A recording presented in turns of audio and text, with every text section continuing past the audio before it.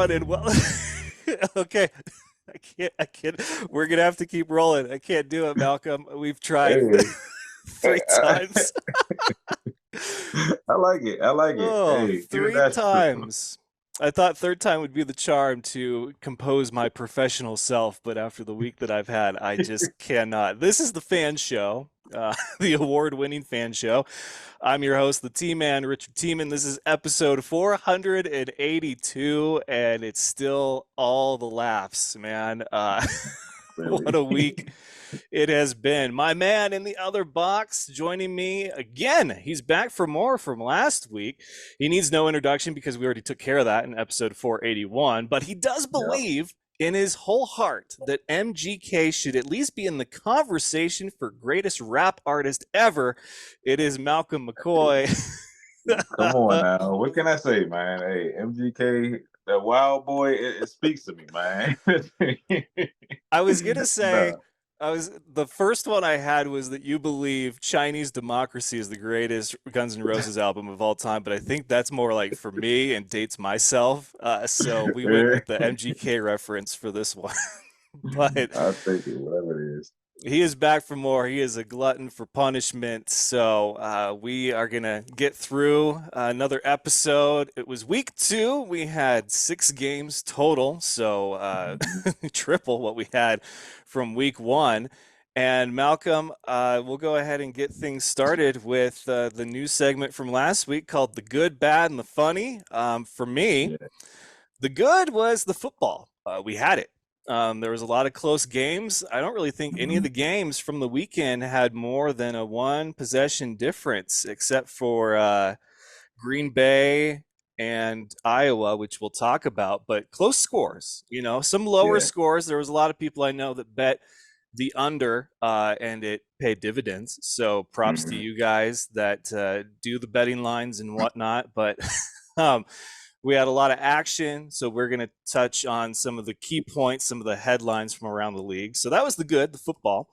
The bad, I hate to sound like a broken record, but man, it was the broadcasts once again, or the streams, and specifically the Arizona Rattlers commentary team. I'll get to that in a second. The streams, look, I don't know how else to say this from my standpoint, except for in my world of media and broadcast, we have ways to test things before we do them, right? I mean, even when Right. I was solo on location at an event or a game or whatever, we're told, hey, make sure that you test your mobile hotspot because Hmm. not I mean, we're in Montana, so obviously you're playing you're playing the odds there if you are going to get Yeah. any kind of cell service or reception. So they say test your mobile hotspot, just shoot a quick a little 15-second thing, upload it, and then send it to us and see how long it takes. Makes perfect Mhm. sense. We're on deadlines. But then they say if you can't, like, find out if there's a Wi-Fi connection or if somebody has maybe for whatever reason just better cell service, if you can tag on to their hotspot for a few minutes. But you need to test it when you get there to see what you're working with. And even before I was working for the news, I would go and get to a game like 3 hours early. Like players are still coming in, and there's like the kicker's the only one doing warm-ups, and it's because I wanted to scout basically the arena and see what I was working with. Where can I go? Where can I not go? Like, what does this look like? Where's the press box? And so I can't help but feel like when we do this every season with the indoor football league, is we have these streaming issues, and it's like, why did they not test this before the first game was played? Because I know they have access to the arenas, and I know that Mhm. they can test them because all the production companies I've talked to says it's easy to test them. You just got to go in. It takes like 15, 20 minutes. You find out where is what and what is where and what kind of equipment you're working with. And then you just go. Now, you can't plan or test for every different scenario, but this is becoming a serious issue. And even if the IFL has all of their stats and the final scores and the highlights, that's great for them. But Malcolm, you know just as good as I do, like, what does the NFL have that the IFL doesn't, or even the NBA or MLB? It's people are talking about them, every Mhm. day. Sports Yeah. shows all over the country. Colin Cowherd, Dan Patrick, They're all Mhm. talking about these sports because they're able to watch them at home and then talk about them the next day. So it's great that the league has their highlights that they need. They have the Mhm. stats, they have the final scores. But for guys like me and all the copycats out there that have come out of the woodwork over the last 5 years, we're trying. And Yeah. it's like we can't because the streams are choppy or there's bad audio or there's no stream at all. And it baffles me that 16 seasons now, you have 16 teams across the league, and we're still having about 50-50 as far as if the stream is good or if it's bad. So that's my bad. That's my soapbox. Mhm. The Arizona Rattlers commentary team, my friend Adam said that it sounded like a guy who had to get his color guy replaced last minute, and the only one that would pick up the phone was the drunk uncle. It really sounded, I don't know how much of the game you watch, but it seriously sounded like two guys who host the sports show that just got the call like the day of and said, "Hey, can you come do commentary for this?" I mean, it was Mhm. bad, it was sloppy, they didn't know what they were talking about, and very opinionated. And so it took kind of all the fun out of watching it. That was something in itself. That's partly the funny as well. My funny for Yeah. the week has to be the chats and the fans. Fan recently commented on a highlight that I posted of Vegas and their walk-off field goal win over Arizona and said that Vegas stunned them. And he's like, "What do you mean stunned? They're a great team with great coaches." They are, and no one's saying that they're not. But Yeah. Arizona was at home. Okay, Vegas has lost 3 of the 4 meetings with the Rattlers, and they were the Mhm. second highest point spread of the games that weekend. Like they were underdogs, and they come out with a road win week 1, or week 2, I guess, game 1 for them. So I, Yeah. I just can't with fans sometimes, and the chat is constant bashing or ass kissing. So I'll just hit the X and just try to enjoy the game. But that's my Mhm. good, bad, and funny. The bad, I really want to be able to say something else next week than the broadcast, because just for masses to be so late, for Duke Cities to have the issues that it did tonight, and then for the other ones to have the different issues that they did.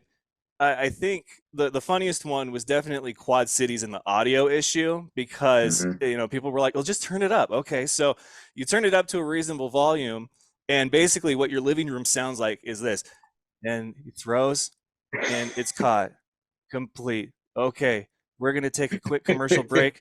We'll be right back. Whopper, Whopper, Whopper, Whopper, Junior, double, triple, Whopper. And it's like, what is happening? There's like a concert happening in your living room because it's so loud when the commercial comes on. Even my wife was like, Yeah. what is happening?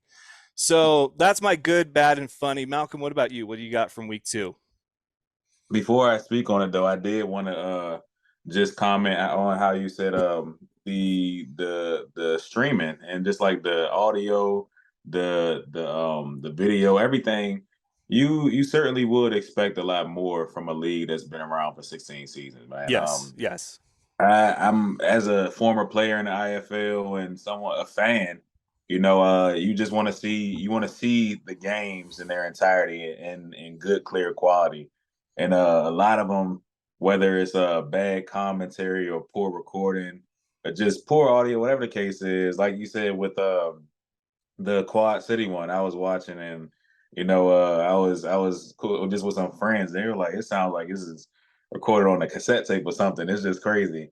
But yeah, certainly would expect a lot more out of this, and I hope it gets better as the season goes on.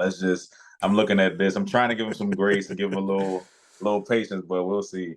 As far as my good, bad, and funny, with the good, I went to the uh the NFL actually. Okay, Um, okay. NFL, yeah, good so spin. yeah, so I don't know if you're familiar with the Netflix docu series Quarterback that came out. I want to say sometime like early last year, featuring Kirk Cousins. I I want to became a say big Kirk Chains fan because of that y- series. My wife and I were yeah, just like, dude, this is like, if I was an NFL quarterback, this would be our lives. no, for real, yeah. Kirk Cousins, really, really relatable guy. It's hard not to Totally. like somebody like that. So with him, that was definitely one of my favorite Netflix series at the moment. They have from the makers of that series, they have a new one called Receiver that's supposed to be coming out later this year. They didn't drop a specific date or not or yet, but apparently it's supposed to be featuring I think Devontae Adams, Justin Jefferson, Amon-Ra St. Brown, I think they said Debo Samuel for the Niners fans out there. George Kittle. So that should be interesting. It's going to be a fun watch. I'm sure if it's anything like quarterback, then I'm definitely going to be glued to it and watching. Just constantly. So I that's worried fun. that they've got too many.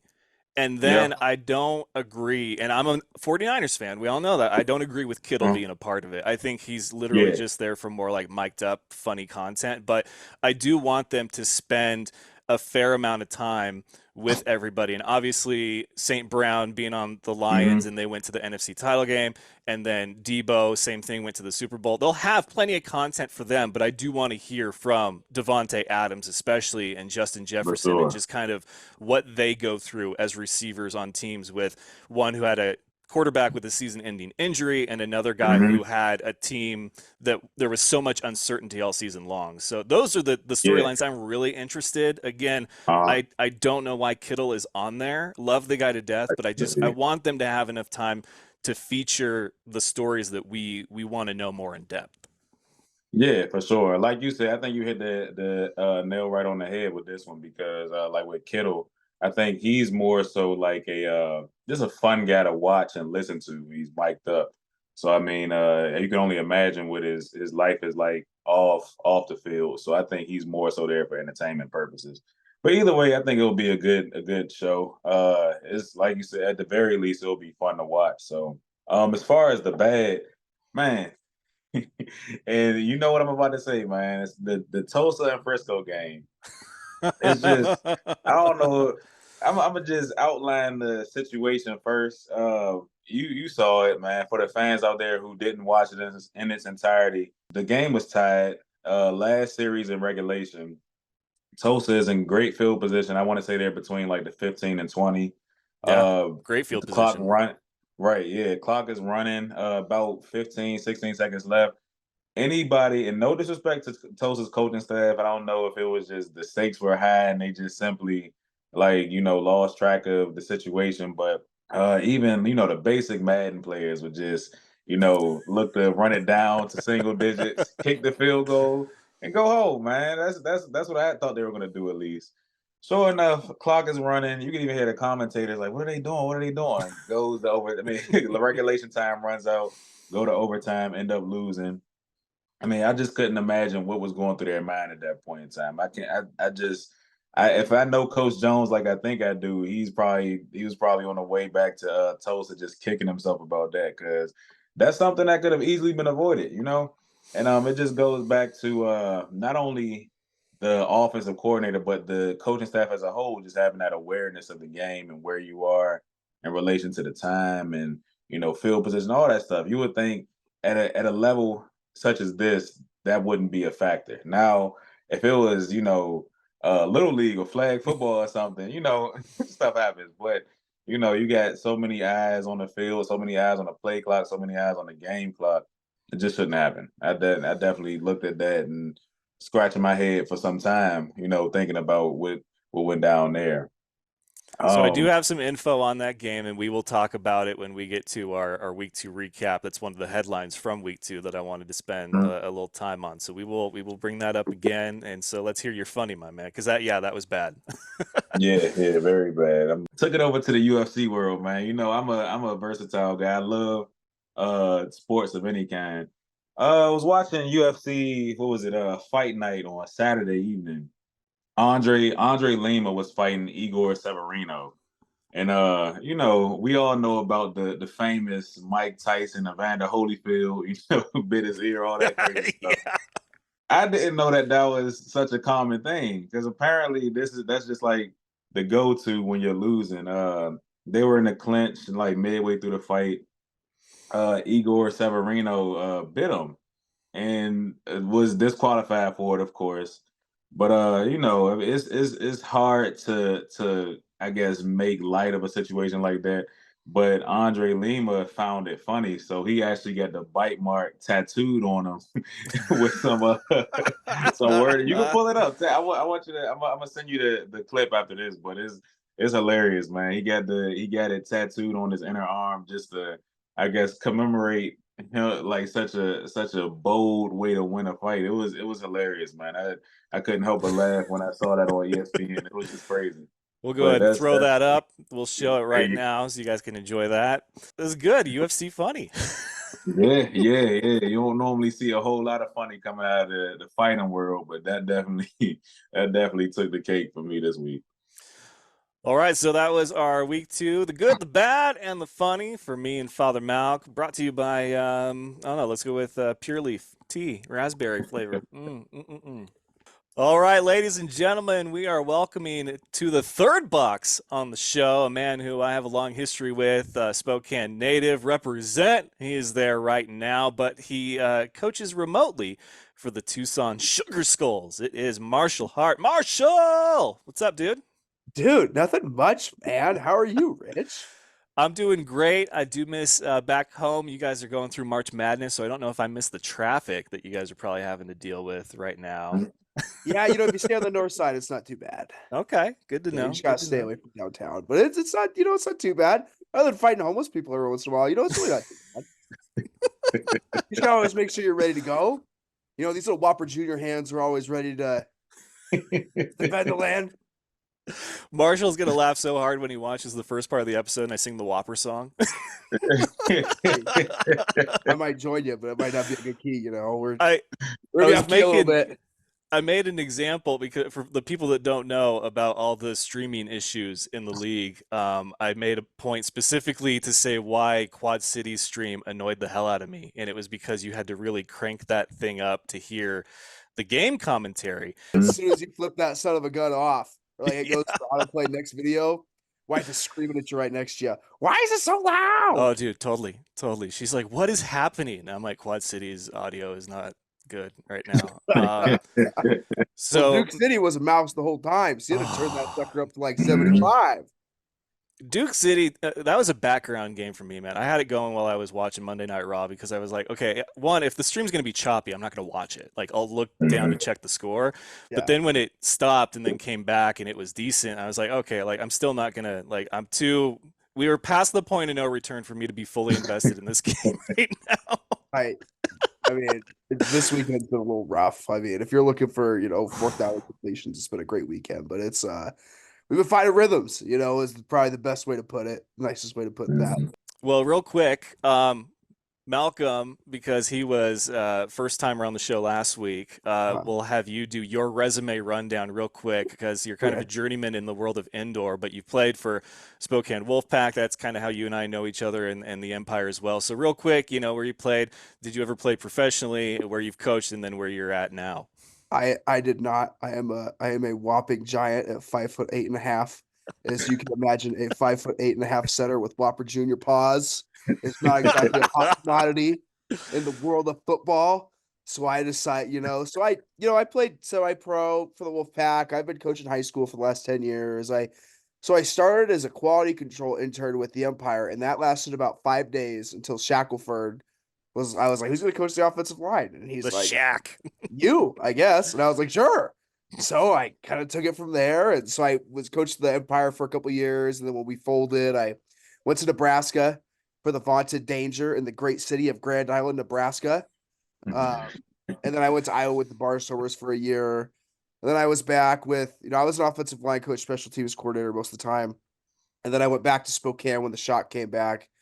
So I came back, offensive line coach there, and then last year I kind of helped out this Wenatchee Arena team, the Skyhawks. Skyhawks, yeah. A great presentation. It was something else. Honestly, I would say you don't need turf to cover your whole field. You Put it don't- down there. You don't need it's turf optional. is dude, turf's overrated. Wall pads are overrated. No, you don't need a trainer on site. Absolutely not. You don't need any of that. And and then this last year, I took the job as the DPP for Billy, the director of player personnel for Tucson. So it's been fun, man. It's been fun being back in the mix a little bit my own way, and being able to stay home and not sacrifice for my high school program. And But it's been cool, man. It's been cool. I have been a journeyman, and that's been awesome. It's been cool to kind of travel and see different places and be in It different is. organizations. Even if And it's the Midwest, I mean, it's still I places. listen. I am a Midwest kind of guy. I You am a are. Cheeseburg and Culver's and McAllister's and whatever it is. I this is how much I love the Midwest. I got to Nashville for the AFCA this year, and I got off the plane, and my first thought was I have to get to a McAllister's. Who the heck makes like who goes? I got to get a French dip that's a little bit cold that Wow. you might have paid $20 for. I just had to. I don't know what the deal is. Like, what am I gonna do? Sit in a recliner that I bought for $30 on Facebook Marketplace? Special day? Absolutely not, man. I gotta go find something to eat. I can't cook for myself. Oh Now, so I man. had to get married. Oh, so that's Marshall's resume rundown and a sneak peek at what you're in for the next however long we take this episode. But I'm not going to let you gloss over your skills as a high school coach. You guys dominated this year. You guys really took it. Like, what was your final record? How far'd you go? We went 11-1. We lost in the semifinals to the team that won state. But it was good, man. I think we averaged like 43 points a game. We gave up 46.7. We have a Wow. bunch of dudes. I not to be taken away from what I. So I've been an assistant there for a while, and then I took over the program 4 years ago. We went 0-5. So let's Oof. just not act like this is all just cherries, cherries and rainbows, bro, because it was bad. Like it was real bad. It's in COVID and everybody's wearing a mask. You're trying to pull a mask over so nobody sees you because you just lost 48-0 to a team, this guy with two left feet, run a dive in the wishbone. But it was good, man. It was good. We had like 22 all league guys. We had 5 or 6 all state dudes. It was good, man. We had a good year, dude. It was fun. We are going to recap now a thrilling week number 2. We have talked about the streams and the broadcasts and how 16 teams and 16 seasons. Like, let's go then. Okay, let's get better streams. Like we can't keep doing this, man. Not every season. I can't. The headlines from week 2 are as follows: Quad City, they struggled. I believe it's because they don't have Hilliard. So here we go. Rare fan show moment. I was wrong. I said they had weapons like Rudd, Harrington, and Hilliard last week. Hilliard is not with the Steamwheelers right now. So there you have your rare fan show moment. The T-Man, Richard Tieman, was wrong. Okay, so you can go ahead and screenshot that, bookmark it, whatever you got to do. But they outlasted the storm, weathered the storm, whatever you want to call it. And I believe truly in my heart, watching this game start to finish, it's because they just made fewer mistakes offensively than the Storm did. Erickson, 13 to 26, 169 yards, 2 TDs, and a pick. Both games Friday night went to overtime, despite the fact that I don't think either one intended to. This game came down to a field goal attempt, didn't happen, and then we have overtime. And then Quad City went and they scored. And so final score from Quad City, 38-32 over the Andre Fields Sioux Falls Storm. And then we had the Tulsa Oilers, Coach Jones, on the road to take on the Frisco Fighters. And so Malcolm, this was his bad from the good, bad, and the funny first segment of the show, talking about the clock management, the timing issue. They're in perfect field goal position, field goal range to kick this thing as time expires and get out of there with a win, a week 1 win for a team that was like dead last year. And the clock keeps ticking. And even the commentary team is like, what's going on? What's going on? Okay, so Malcolm, I said I had a story for you about this. I messaged Montero and Patrick. I said, dude, like I was cheering for you guys all game. That broke my heart. Like, what happened? And Montero was pissed. He's just like, dude, like it's whatever. And that's Montero, right? But then Pat, I was just like, did somebody forget to call timeout? He said that the scoreboard in the arena said they had a timeout left, but they didn't. So here's the big question. Both of you, both Father Malk, Marshall, I'll ask you guys right now.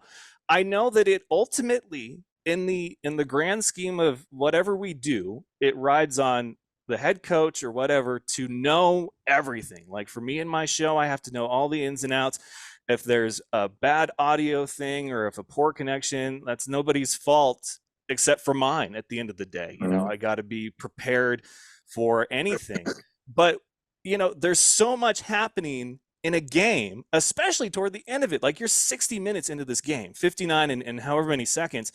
and you're going to glance at the board usually for confirmation. I know I've been guilty of doing it. So, Mm-hmm. I mean, is this really something that is on Coach Jones, or is it something that if you're Coach Jones, you should be pretty pissed at the arena and whoever's doing clock operation for giving you something that you, I guess, didn't have? Malk, now that you've heard that, we'll start with you. Your thoughts on what I've heard from one of the players on Tulsa.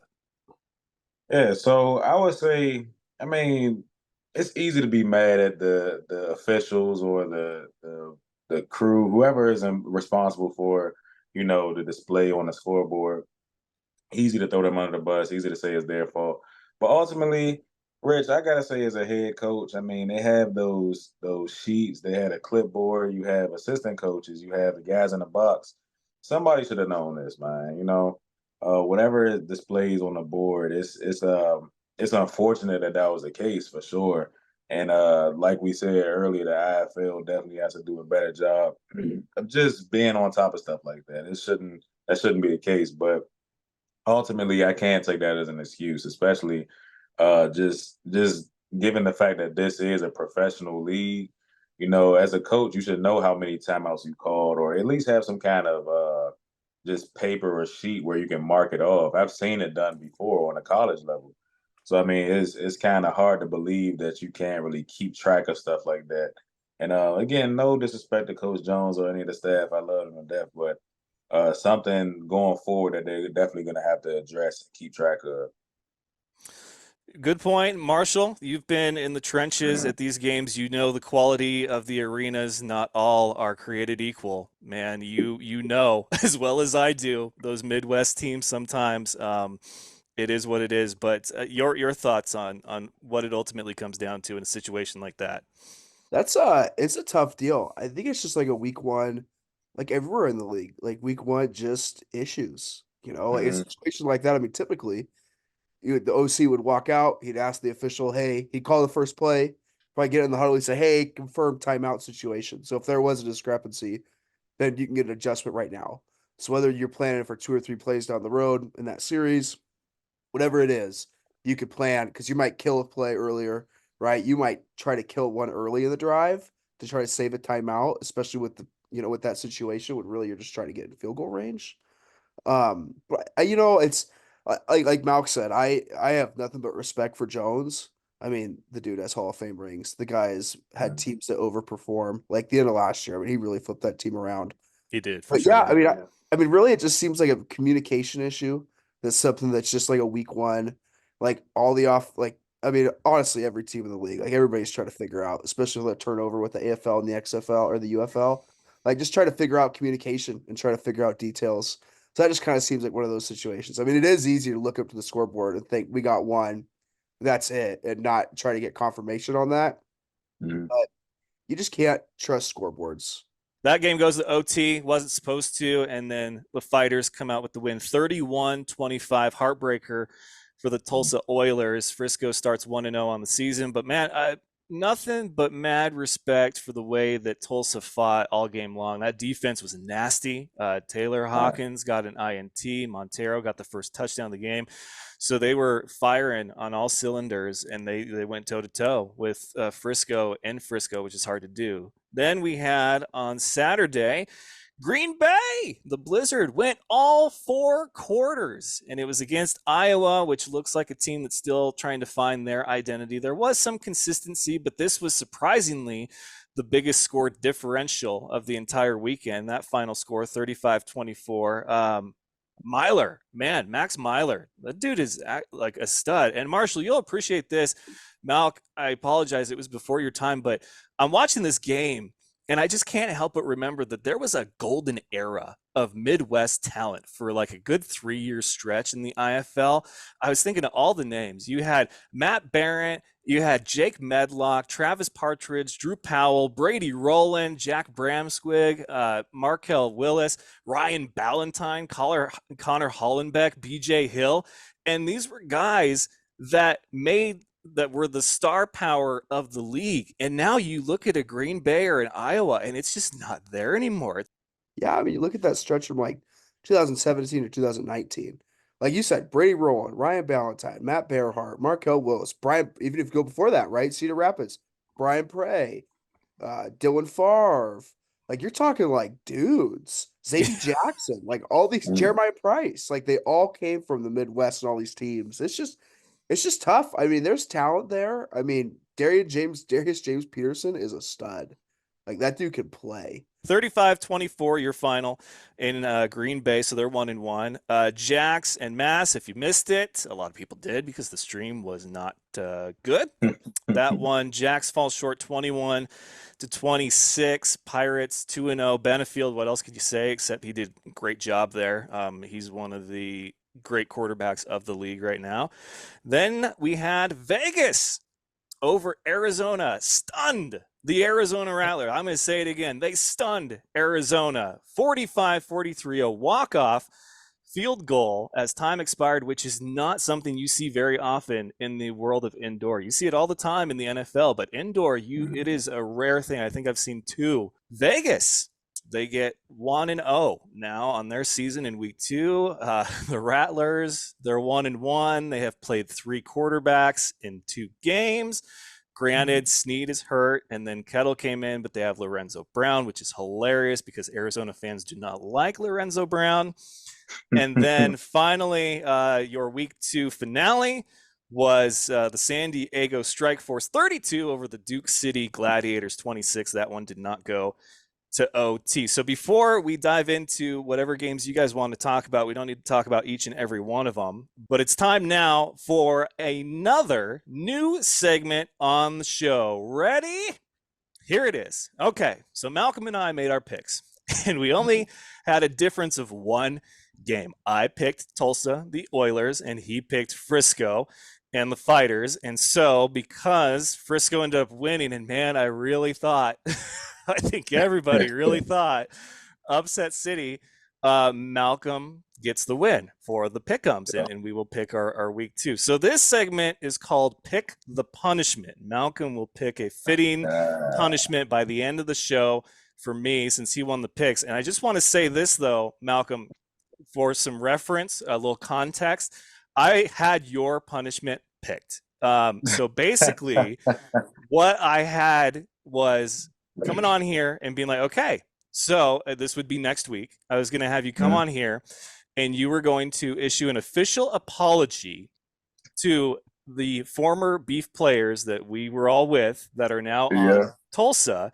But I was going to invite them all to be on the show while you did it.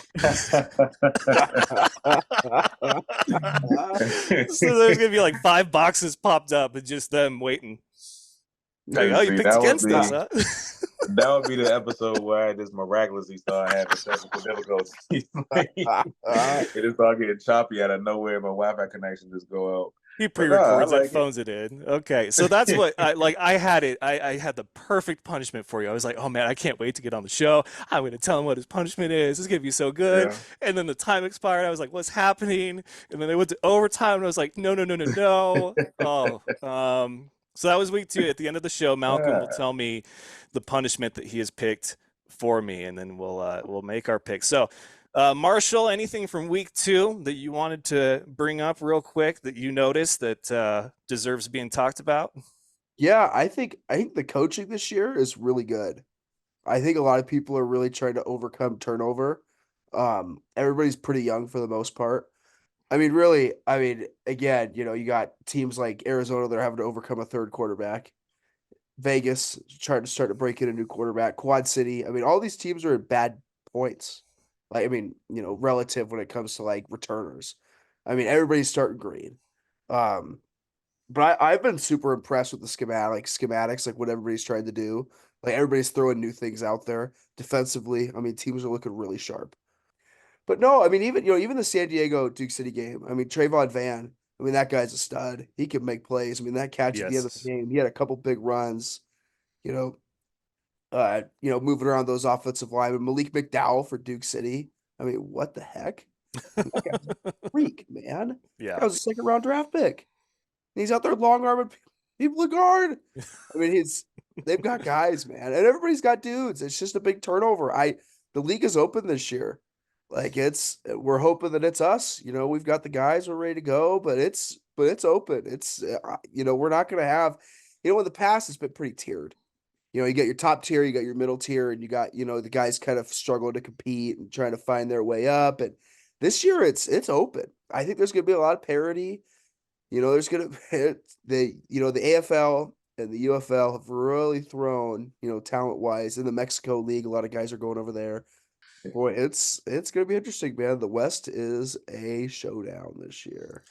I agree. So, Malcolm, your takeaways from week 2, anything that you wanted to touch on that we didn't? Yeah, well, first off, I definitely like what was said thus far, especially from Marshall. I agree 100%. The coaching has just been superb, really. I mean, um, from the outside looking in, I respect coaching 100%. I know it's not as easy as just going out there and playing backyard football. The scheming and just game plan going into it. Like I said, I had nothing but the utmost respect for that. And I mean, I've been impressed thoroughly. My biggest takeaway from week 2 is a lot of these quarterbacks, man. I'm becoming fans of guys who I had no idea who they were just a few months ago. TJ Edwards, of course, he was the MVP last year. I expected as much from him, but finishing the game with I think 3 rushing touchdowns, had a pretty good game, passing too. Just a difference maker, man. It's hard not to compare how Frisco uses him with like how the Ravens use a Lamar Jackson. I mean he has a bunch of design runs. He's equipped with the speed to do so. As it shows. I mean, like I said, he had 3 rushing touchdowns. Obviously, he's doing something right. Really, really, really talented guy. And like you said, Max Myler for sure. He definitely impressed me as well. I saw glimpses of it last week, and I mean, even though they lost, I knew he would come back and prove that he deserves to be the starter for that team. That is all great takeaways, all great stuff from week number 2. Entertaining week 2, and not just talking about the quality of the broadcast, but the actual quality of the gameplay. Everybody's kind of trying to find their stride, maybe still find their guy. Plenty of time to do it. Feel bad for Tulsa, a week off play and a week off, but they've got a chance to correct some mistakes and get back at it. So let's go Oilers and see what we've got. So week 3, gentlemen, we start Friday again, and we have the Sioux Falls Storm going on the road to take on the Massachusetts Pirates. Pirates 2-0. They really, I feel, got away with one on the road in Green Bay. Jacksonville at home really could have gone either way. So this is a team I don't know if they're 2-0 good or if they're just 2-0 lucky. But the Storm, though, they have a quarterback in Hall who I don't know much about. This is Andre Field's inaugural, his maiden voyage with the Storm as the head coach. And the problems, because I think between them and Quad City last week, it was just that they made more mistakes than Quad City did because both had a really hard time finding any kind of rhythm or developing any kind of chemistry offensively that whole first quarter. It was sloppy football. I'll go ahead and say it. I mean, no offense to the guys, but I mean, come on, you watch that game back. That was some sloppy football. Can only get better though. But the question I have is Hall the guy? And with the quarterback center exchanges being what they were, which was a cause for a lot of problem, a lot of high snaps, a lot of bad snaps. Marshall, we'll start with you. What do you like in this game from both teams? What's going to be the difference maker? Do you think Hall is the guy for Sioux Falls?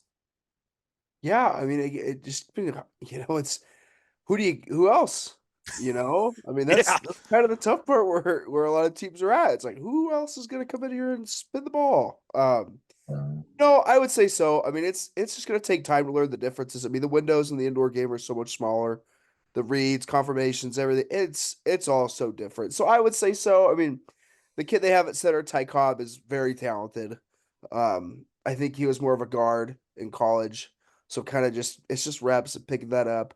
I would have a hard time pitting against Massachusetts. I think Mass is very talented. I think it's just a matter of, again, locking in, getting focused. Playing these first 2 weeks is a huge advantage for them.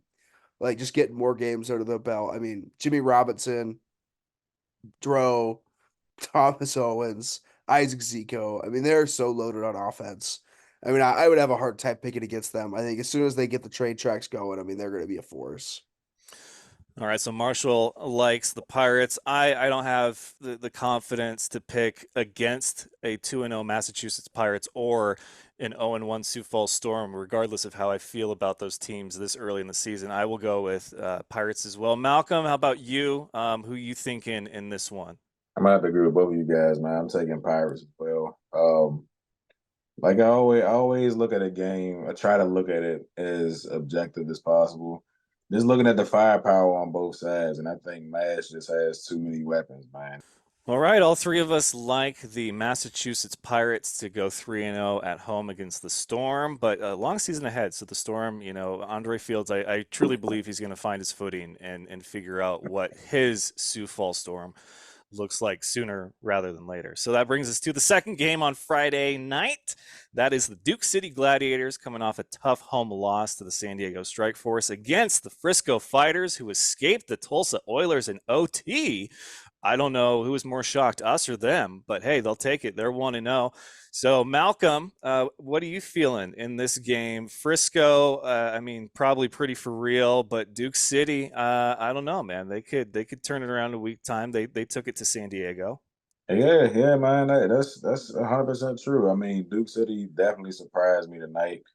I honestly expected a blowout with that game. You know, San Diego just I thought it was just going to be 100% one sided, but Duke City definitely impressed me. They got some studs over there, as Marshall said. They got some dudes, man. They definitely got some dudes on that defense. I'm gonna start taking that. I thought that was something we just say over here in Maryland, but apparently, in the Midwest they say that too. But nah, um, it's against my better judgment. I'm gonna go with Duke City. I like Duke City with this one. All right, you heard it there from Father Malk. He likes Duke City on the road against Frisco. I will go with the Fighters. I do think that they got themselves in some trouble against Tulsa and the Oilers, specifically with their defense. But TJ Edwards, man, reigning MVP. MVPs do MVP stuff, right? Clutch is Mhm. what he was in that final quarter and then OT. So this will be a good test for them, though. I think they really should be concerned about a few things after that Tulsa game, even with a win. So this very well could be an upset, but I will still go with Frisco. Marshall, who you like in this one? I have a hard time picking against TJ Edwards and Charles Williams at home. I mean, Mhm. Charles Williams is a stud on the D line, man. He is he is quick. I mean, I remember going down there for a playoff game and being like, okay, well, good luck. We're gonna try to block Charles Williams. And he had two or three pressures early, and he had a huge impact. I mean, a guy like that makes a big impact on the game. Duke City has some good offensive linemen, but man, Charles is something.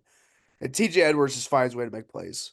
Frisco, great team in the regular season. We'll see what their postseason fate has in store for them this year. So, Marshall and myself, we like the Fighters. Malcolm is going to take a wild flyer on the Duke City Gladiators. I don't know if I should start preparing what I want my punishment to be for next week or not. Well, that's Friday.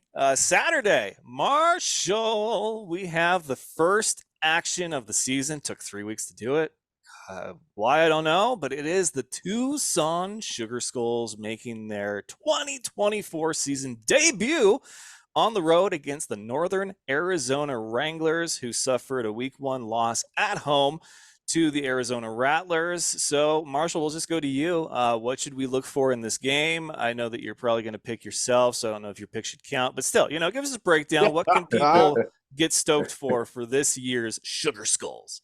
Man, people should be stoked for fast, electrifying, violent football, man. That's gonna be great. I mean, we got a fun group of dudes, man. I mean, we have a lot of young guys, but they fly around, they make plays.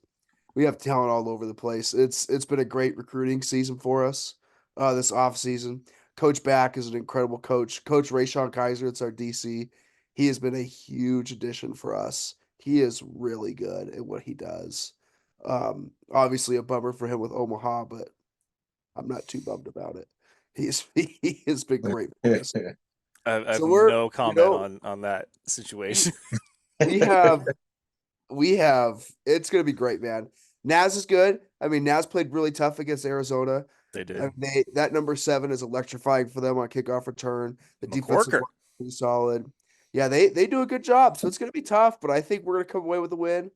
I think we're gonna make some plays in the special teams. I think we're gonna make some plays on offense. Coach Beck can run an offense now. I think we're gonna find a way to put points on that scoreboard. Mike Jones is a Cadillac, man. All you do is give him the rock and just watch him roll. So it's gonna be fun, dude. I'm super excited. I think I'll take the Tucson Sugar Skull. You know, I will say this, man. I've been blown away by how awesome everything is in Tucson, man. I mean, the facility, everything is first class. It's pretty darn cool. Practice film, tell you what, it's pretty darn cool. Like the outfield grass, something about outfield grass to me, man, just gets me all hyped. And it's warm, so I mean that's It that's is. a huge It is. bonus. It's warm. It is. Great food. Um, I got to give a shout out. I saw on the roster, and hopefully he's still there when I say this, but Trayvon Bryant, he was from early days Omaha Beef. Shout out to him for still, staying relevant in the league and keep grinding along. The dude's got a huge heart. I think a very underrated talent. So hopefully he's still with you guys and does well. But it's going to be, I think, a lot of fun to watch you guys, especially under Billy Back, who, okay, so you're the journeyman, as far as the coaching world goes. He's the hired gun. I've always referred to him as a hired gun ever since I've known him from his Wichita Falls days, because he goes where a team needs a guy to turn around a team now, not next season, not in 3 years, not in 6 months, now. And he gets that call and he goes. And I'm curious if there's a way to find out what his record is in season openers with all of the different teams that he's been, because I got to imagine it's pretty good. I think it's got to be one winning percentage, and I don't know if he's lost many season openers, but for that reason alone, I got to go Tucson, because I don't bet against Billy Back.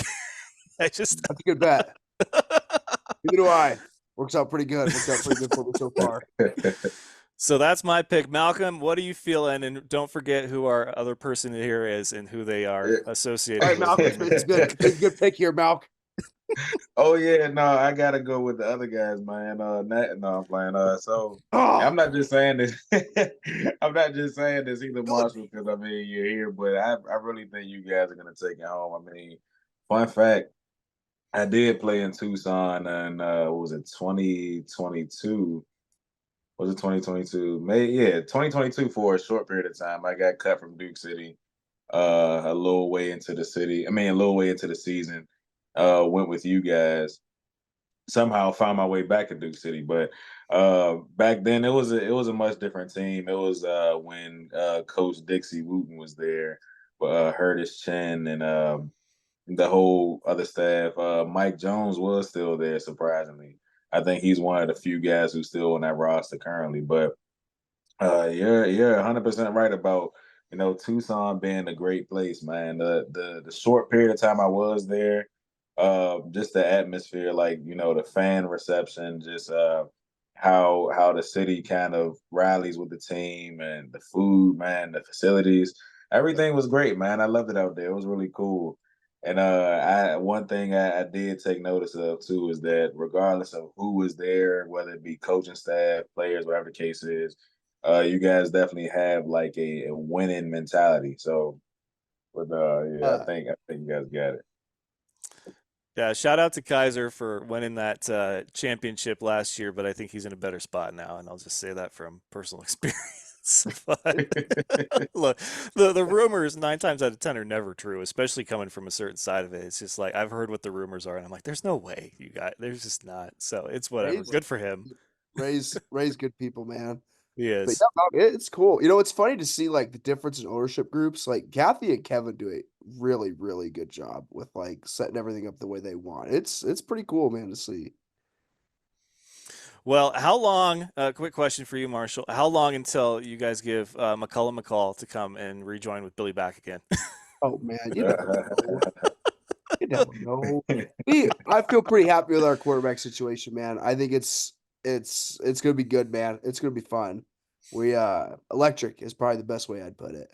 Okay, electric. You heard it here, straight from the source of the Tucson Sugar Skulls, Marshall Hart. So that's it for our Saturday games. Sunday we've got a few though. Arizona goes on the road to play Bay Area. The reigning champions finally get their first taste of action. I love how Arizona gets the first 3 weeks of action to tune up whatever. I'm pretty sure Lorenzo Brown's probably going to be the starter.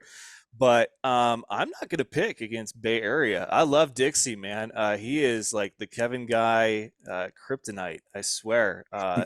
Him and Curtis Riggs. Dixie, oh, I don't know how he does it. He's not even the head coach. He's just the coordinator, but he somehow manages to just be that guy wherever he is in whatever title he is. So I'm going to go with Bay Area. They got my man Craig the Leg there at kicker, so I'm excited to see him continue his indoor career. Hopefully, get a call up to somewhere else because the dude has won like 3 championships for 3 different teams. Malcolm, who you like in this one?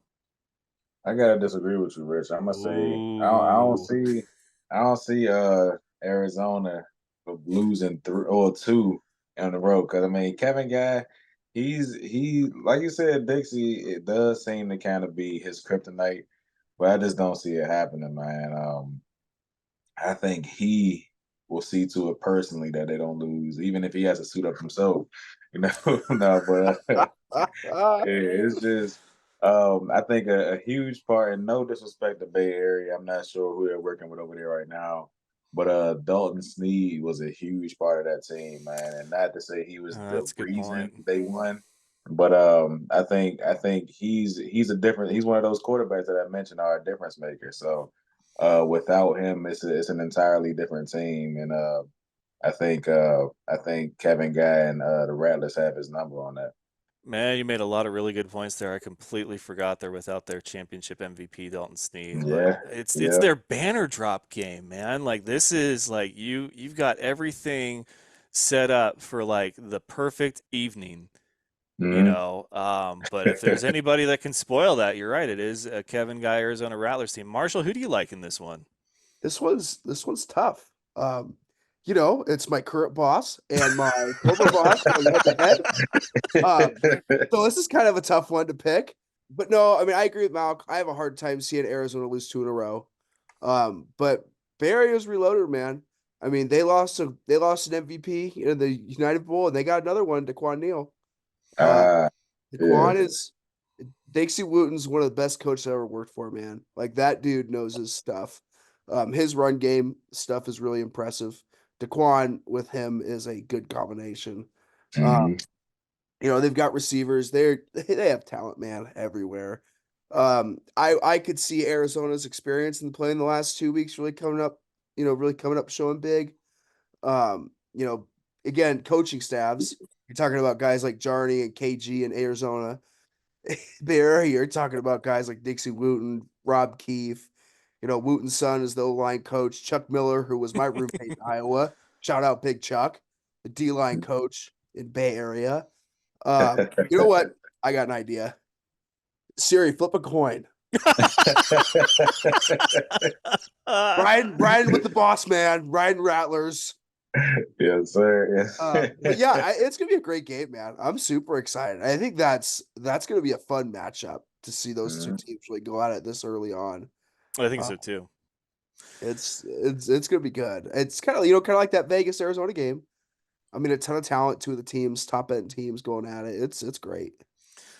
All right, so I'm alone in picking the reigning champions in their home opener season debut banner drop extravaganza. That just seems weird, man, that I'm the only one out of 3 people to pick them. But okay, that's what we love about the fan show is you never know what you're going to get. It's like a weird box of chocolates. All right, so the other Sunday game, we've got the Jacksonville Sharks taking on a red hot Vegas Nighthawks, who are probably riding very high from their road win against the Rattlers. They're at home. Jacksonville got to go coast to coast almost from Florida Mhm. to Vegas, Nevada. That's going to be a tough one. I got to go with Vegas here. I mean, it could be one of those things where you're riding too high and you overlook your opponent, road weary. It's a long flight, whatever. But I don't know. I feel like Vegas, they could be the team that really raises a few eyebrows this season. Mhm. So I'm kind of excited for that. But Jacksonville, this is going to be trial by fire week in and week out until they figure out their stuff. And I feel bad for them. But hey, it's a new league. This is the IFL. You were big stuff in NAL, so now you got to put up. Marshall, you're picking this. I have, Vegas came out last week looking really good. I mean, Curtis Chen, I think, is make a big difference for them. Like what they were able to do with that quarterback run game, running that quarterback trap, running that quarterback power last week with Jerome was really good. I mean, they did a really good job. Mike Davis always recruits really well. I mean, I have a hard time not picking Vegas in this spot. Jacksonville still figuring some stuff out, trying to figure out, what how they're adjusted and what Gibson's gonna do. But I just think Vegas. I think Vegas is gonna pull away and have a pretty good game this week. Okay. All right. So you like Vegas. I like Vegas. Father Malk, give us your third and final for this game. I think this is another 3 for 3 right here. I definitely like Vegas too, man. Like you said, Jacksonville is just going through that time period where they're trying to figure out the ins and outs of the league. I think of it as almost like a freshman coming into college. Yeah. This is their hazing, hazing right now, just kind of getting through it. I mean, it is kind of unfortunate for them having been the NAL champs last year and coming into a position where you're more or less the underdog. But yeah, I mean, it comes with it, man. You came to the league. You want to test your metal elsewhere. Then I mean, what better way to do it? But just trial by fire. So I can see Vegas taking it to them. So I'm definitely going with Vegas this one.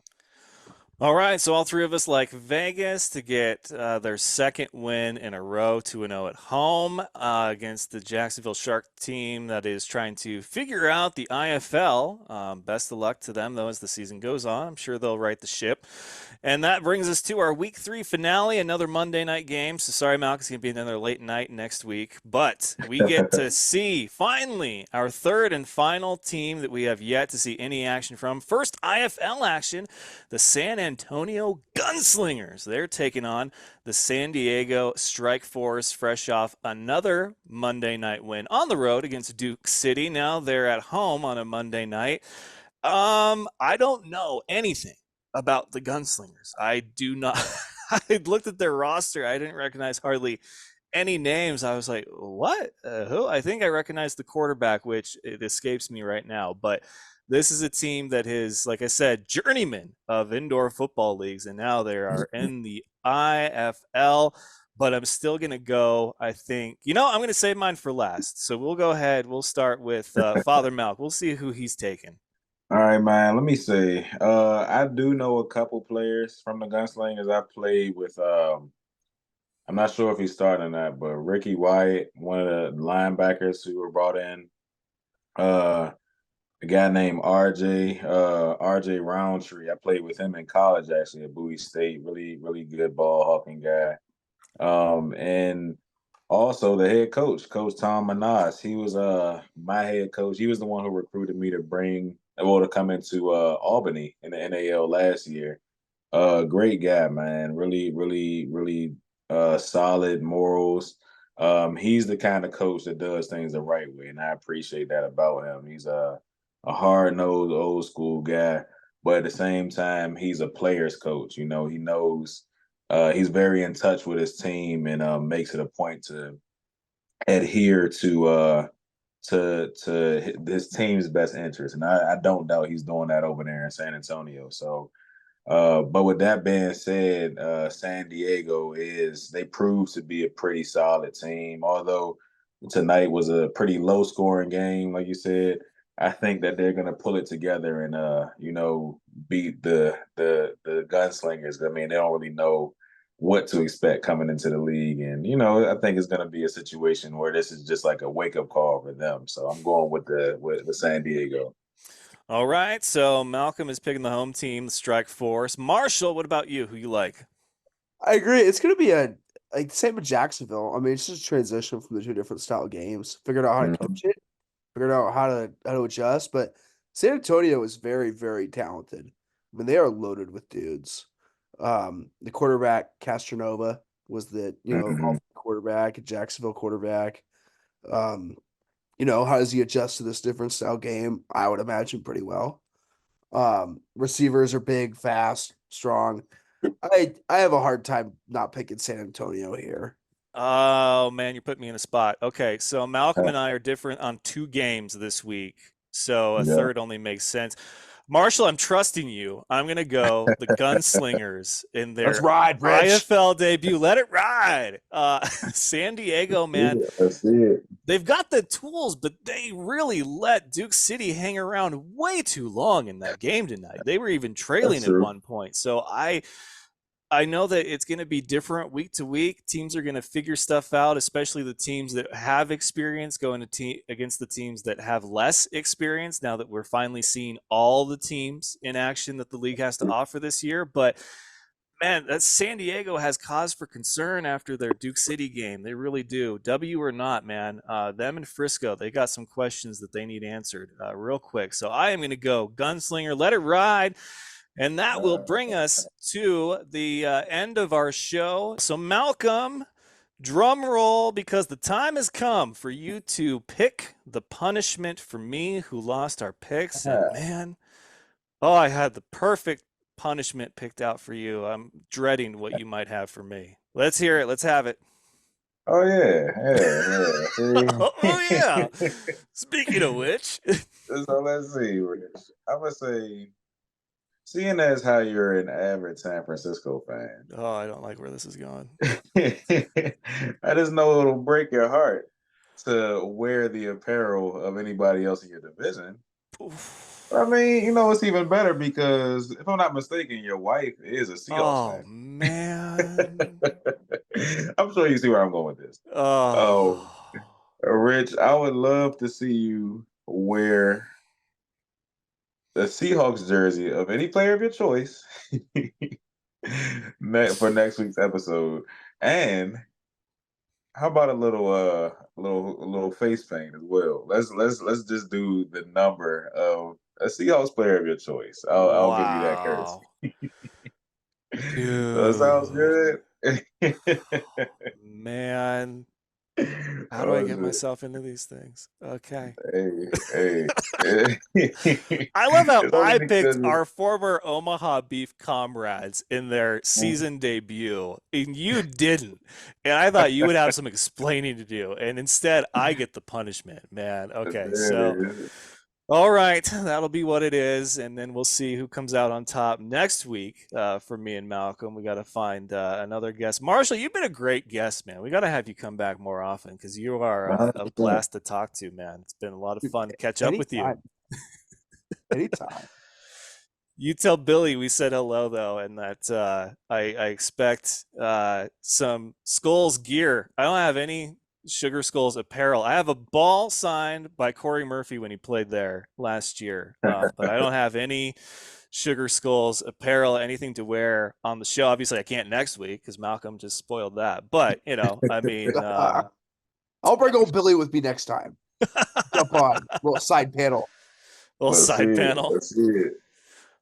All right, folks. Well, that is going to do it for episode 482 of The Fan Show. We are on Express Radio Station every Wednesday at 7 p.m. Eastern Time on live365.com. Just search for Express Radio, and there's a recap also, or a replay, I should say, on Sunday. So there's many ways to enjoy The Fan Show. If you're a visual person, subscribe to the YouTube channel.